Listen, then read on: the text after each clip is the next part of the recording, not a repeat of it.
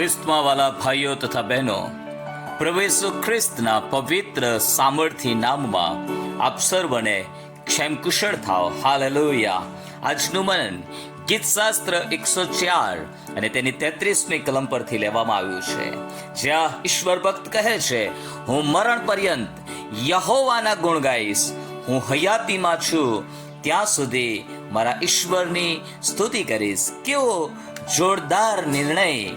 હું મરણ પર્યંત યહોવાના ગુણ ગાઈશ. હું હયાતીમાં છું ત્યાં સુધી મારા ઈશ્વરની સ્તુતિ કરીશ. શું આવો કોઈ નિર્ણય આપણે કોઈ દિવસ જીવનમાં કર્યો છે? શું આવી કોઈ બાબત આપણે જીવનમાં વિચારી છે? આપણે ઈશ્વરની સ્તુતિ કરીએ છીએ, પ્રભુનો આભાર માનીએ છીએ, પણ ઘણી બધી વખત આપણી એક સીમા છે, એક લિમિટ છે. ઘણીવાર રવિવારે કલાક ચર્ચમાં ગયા, 2 કલાક, અથવા તો સાંજે દરરોજની પ્રાર્થનામાં 10-15 મિનિટ. પણ અહીં તો ઈશ્વર ભક્ત કહે છે, હું મરણ પર્યંત યહોવાના ગુણ ગાઈશ. એટલે આપણે હાલેલુયા, આપણા પ્રભુના ગુણ ઉઠતા બેસતા હરતા ફરતા કામ કરતા ગમે ત્યારે આપણે આપણા પ્રભુનો ધન્યવાદ કરવો જોઈએ, તેમની સ્તુતિ હાલેલુયા મરણ પર્યંત આપણે કરવાની છે. ગીતશાસ્ત્ર 34 અને 1 દાઉદ ભક્ત કહે છે, હું સર્વ સમયે યહોવાને ધન્યવાદ આપીશ. હાલેલુયા. અને મારે મુખે તેમની સ્તુતિ નિરંતર થશે. પરમેશ્વરની સ્તુતિ કરવા માટેનો નિર્ણય દાઉદ કરે છે અને તેમને ધન્યવાદ આપવાનો નિર્ણય કરે છે અને કહે છે કે હું નિરંતર તેમની સ્તુતિ કરીશ. પરમેશ્વરની સ્તુતિ આરાધના કરવાને માટે હાલેલુયા કોઈ ચોક્કસ સમય નથી, પરંતુ આપણે ચાહીએ ત્યારે અને નિરંતર સર્વ સમયે મરણ પર્યંત આપણા પ્રભુની સ્તુતિ કરતા રહેવું જોઈએ.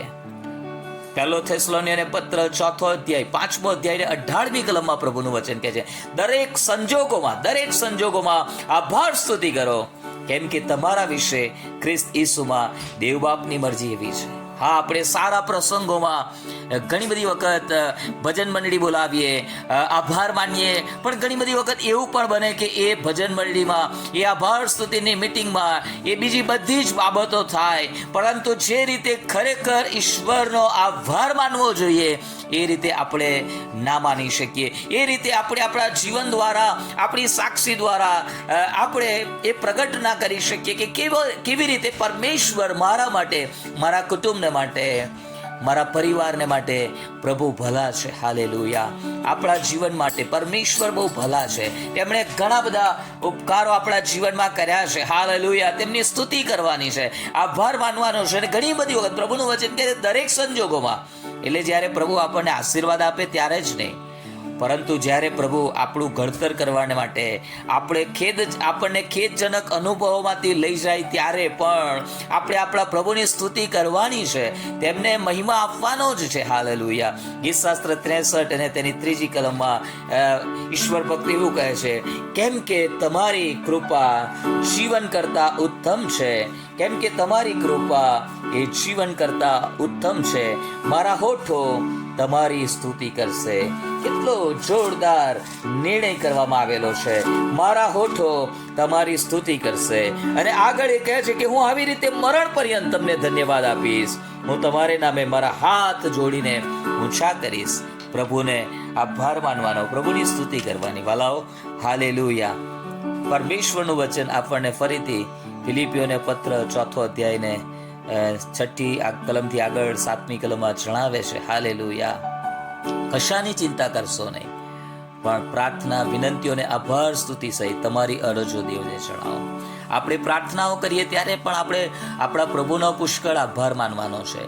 તેમણે આપણને જીવન આપ્યું છે. જીવન તથા ભક્તિભાવને લગતા સઘળા આશીર્વાદો તેમણે આપણને આપ્યા છે. તેમણે આપણા માટે પોતાના વાલા પુત્ર પ્રભુ ઈસુ ખ્રિસ્તને પણ પાછા રાખ્યા નથી. પરમેશ્વરે અનેકવિધ આશીર્વાદોથી આપણને આશીર્વાદિત કર્યા છે. આજે પણ પ્રભુ આપણને એટલો બધો પ્રેમ કરે છે. તેમણે આપણને નામ લઈને બોલાવ્યા છે. આપણે તેમની દ્રષ્ટિમાં ખૂબ જ મૂલ્યવાન છે. હાલેલુયા. તે આપણને હાલેલુયા સવાર બપોર સાંજ 3 ટાઈમનું ભોજન આપે છે. સારા વસ્ત્રોથી આપણને હાલેલુયા વેષ્ટિત કરે છે. હાલેલુયા પરમેશ્વરે આપણને અનેક આશીર્વાદો આપ્યા છે.